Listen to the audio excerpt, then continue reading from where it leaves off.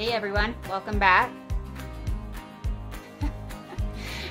Today we decided we're going to talk about bug out bags. We're bugging out. So Kelsey wanted to talk about bug out bags today. There are a few reasons that we decided that that was timely. One, we need to get one of her preparedness tip of the week in. That's true. So we needed to do that. And one of the big reasons is we were kind of thinking about the stuff going on in Hawaii with the Maui fire and just that tragedy in general. And it's so devastating to see things like that in the news. And it seems to happen like every couple of years. There are some really bad fires that end in tragedy. And every time news articles come out and talk about how people feel like they didn't receive enough warning and they weren't able to put stuff together, like pack their belongings and go. They weren't able to get everything ready that they needed to get. We've read some really like heart-wrenching stories over the years. Like there was a guy up in Canada in I think the 2016 fire up there, that he talked about how he and his wife were in separate places. Like his wife was at the store and he was at home or something like that, and he was looking for stuff. Typical husband, right? Looking for stuff and has no idea where it is because the wife knows where all that stuff is in a lot of homes, I guess. But anyways, Kelsey has done a really great job of putting those things together in one place so that we can literally grab it and go if there's ever an emergency. And it's not just fires, it could be a whole host of things. But whatever the thing is, be ready for it and have some things put together so you can just grab a bag and go. Today we're going to focus mostly on her bag and my bag, but we also have bags packed for each one of our kids that has different items based on how big they are, how much they're able to carry, honestly, and we have snacks for them. We'll do that in another video, but anyways, so Kelsey, what do you think is important about these bags? Do you want to show the whole bag first of yours? Sure. Yeah, so I got a military grade backpack, which is super handy because it comes with so many pockets, so many zippers, so many different sections that you can put things in. Anyways, you can find these on Amazon or any online retailer, really. Pretty much anywhere. If we can find these ones, we'll put a link in the description, so that'll save you some time, hopefully. But yeah. Anyways, if we find the link, we'll include it. Another thing I like about these bags is they fold like flat open all the way. Like I don't know if you can see this, but that's the big pocket, and it unzips all the way down to the bottom, so it just folds completely open and lays flat, which is nice. Yeah. I don't know. I think I started this bug out bag probably when I read one of those articles because I was like, oh, I just do not like the feeling of being unprepared or feeling like I'm forgetting something. I don't want to like have regret that way. So I was like, nope, I'm not going to be that person. I'm going to have everything we need packed away and ready to go at a moment's notice. In that article Dawn's talking about, the man was saying how like they got in their cars and then they started realizing like, oh my gosh, like we forgot our passports because it was a Canada fire. So they were trying to flee here into the United States, and he talked about, oh my gosh, like we forgot to grab extra diapers for our baby, and like just all these thoughts that came after, because in the moment you can't think clearly. You cannot. You're too stressed. Your stress response is too strong. So and when you have like minutes to pack everything together, like you can't feasibly pack it all together at once. You just can't. And especially when you're under that kind of stress, you're going to forget things. Yeah. Or you're going to grab stupid things that you really didn't need. Right? Yeah. Yep. And one of the things, we'll do the kid ones on another video, and one thing we'll do on another video too is like grab and go binders that are really important for like your documents. So If you're wondering why we don't talk about that here, that's because that's in another place for us, and we'll talk about that another time. But so in our description, I'll also attach a link to items that you might want to think about including in your bug out bag. For us, mostly what we include is we have our change of clothes, and then we also, you know, the necessities, right? So your clothing, we do food, and I do freeze-dried food. In ours, this is Thrive stuff, but there's other brands as well out there that do freeze-dried food. And the nice thing about freeze-dried food is it's good for 25 years. And not only that, it's in a container that won't break, and it's lightweight because it's freeze-dried. So that's why we've opted to do that. So in each of our bags, I have 3 containers of different things. In Dawn's, he has the milk, the eggs, and the corn, and in mine, I have some meats and some other things like that. And then the kids, in their bags, we've done just, it's more of it's a treat for them. So they have like yogurt bites and things like that that they would enjoy a little more of. On that note, in stressful moments, like let's say you're driving somewhere and it's crazy and kind of scary, give the kids some sort of a treat to help them feel better. Like, it's comfort food, and it's not good for much other than that, no. But that's important in a moment like that, I think. That's why I have so many brownie mixes in my food storage. Yeah. Kelsey's a consultant for the Thrive food storage, or foods. It's not just food storage, but anyway, so we're partial to that, and we have a lot of that, and we've been really happy with it. But yeah, the biggest thing for me, at least on the grab-and-go front, is the lightweight piece that you talked about. Yeah. Yeah. So another thing we have in here, too, is a shovel that can be used for a lot of different things. It has a saw edge here. And then, the nice thing is it's a compact one, too. So the handle extends, and then it folds out and unextends.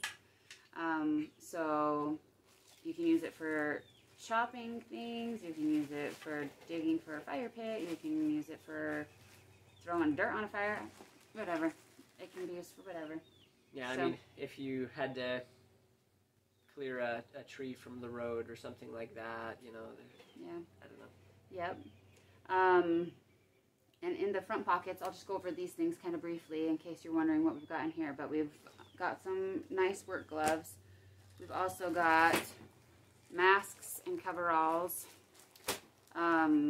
We've got flashlights. We got headlights. We got, headlamp lights. Not headlights. Headlamp. Headlights on our car, though. We've got that ready to go. We've got compass. We've got paracord. We've got water. The kids have water bottles, and we do too in this other bag here. But we have packaged water. We have glow sticks, just a lot of really random things. We've got washcloth, shampoo, and conditioner in these little packages. We've got Swiss Army knives, first aid kit. So we've got kind of just a variety of everything. And this is something I wanted because I just thought it was cool more than anything. But it's a chainsaw that you grab by the handles and you can work like that to cut some wood. So anyways, seems tiring. It does. But I guess if you're desperate. Yeah, if you don't have a chainsaw or if you don't have gas. You missed the sterno. Oh yeah, the sterno cups too. So these are handy. So I have some metal mugs in here for things, and here I have some oatmeal, some granola bars, some chicken broth, some things like that. But the nice thing about these is they can heat a little pot, and all you have to do is light it. So the sterno cups, I don't know if they're called cups. Cans. The sterno cans, yeah. They're super handy as well. So yeah, in this one, like I mentioned, I have some granola bars, I have some face masks, I have some spoons, I have some water, right? Water is a big one. And then over here, this is a Ziploc that looks a little different in each of our bags because we are dividing and conquering with some things. But he has some pre-charged battery saver things here. He's got toothbrushes, he's got chapstick, he's got just those kind of things. A little bit of sunscreen too right there. Some tissues. I mean, just those kind of things. More hygiene type stuff. So, and some, you know, we have got some tin foil and some garbage bags, just a little bit of everything. One thing you want to keep in mind when you're packing your bags is the weight. So typically people say no more than 25% of your weight in your backpack. Your body weight. Your body weight, yep. So obviously for kids that's dependent on their size and age and things like that. Typically they say about 7 or 8 pounds for a kid pack, but we weighed ours and I think we were right around 22 pounds. So, but we're tough. Oh yeah. I'm not gonna flex because I don't want to look like a sissy in front of Kelsey. It's about to get bigger. Just watch. Impressive. Thanks. Okay, so then in my Ziploc bag in my backpack, this one is more like first aid type stuff. I've got gauze, I've got medical bandage, I've got the wound seal, I've got an array of medical stuff here. You've got some of those little rubber or like Band-Aid stitch things, right? Like you put it over the wound and then you pull it and it like cinches it as like a stitch would. Yep. So I have all that in here and some just random things. So like a mirror it can be used as a mirror. It can be used as a reflective tool, just anything kind of like that. Some scissors, duct tape. Anyways, this is more kind of first aid type stuff. Yeah, anyways, I guess that's in my pack because I'm a nurse, so it makes sense, I guess. I don't know. Anyways, that's kind of it. How often do you recommend going through these and like checking to make sure stuff is still good or like clothes still fit? Yeah, I go through them every spring and every fall. So yeah, for the kids that means swapping out their clothes because they are growing like weeds at this age. But that also includes swapping out the food. So I'll pull out the granola bars, I'll pull out the oatmeal. The Thrive stuff is good, I don't need to worry about that, but the chicken broth cubes, those type of things I pull out, and there's some candy in there for the kids and stuff too, some suckers and things like that. So I pull all that out, and it's kind of a fun thing for them because then I say, here, you can have your treats out of your bag, we're going to put new stuff in, and so they think it's kind of fun to go through the bags too. So yep, I try to do that every spring and fall where the kids are growing so fast. If you don't have kids that are outgrowing clothes, you'd probably be okay just doing it once a year, and you'd still be safe with the food, so, and the water and stuff. So yeah, anyways, great peace of mind though, knowing this is packed and ready to go for sure.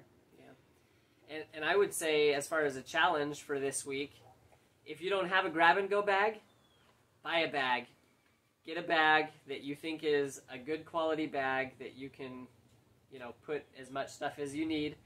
Don't overdo it. You don't want some ginormous bag that, when it's full, you can't carry it. So get something that makes sense. And then, week after week, get one more little thing. We don't want you to break your budget all at once, but take a little bite at a time. Do a bag first. If you've already got a bag, put some work clothes in there. If you've already got that, start picking up some of these other items that you think will be most meaningful to you in your area. And a couple of our bags too, in the kids' bags, since it's lightweight, I have hammocks.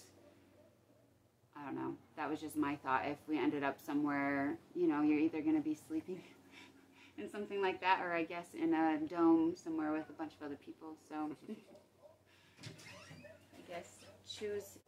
We're back. It's true. Anyways, yeah, just end with saying get more prepared. I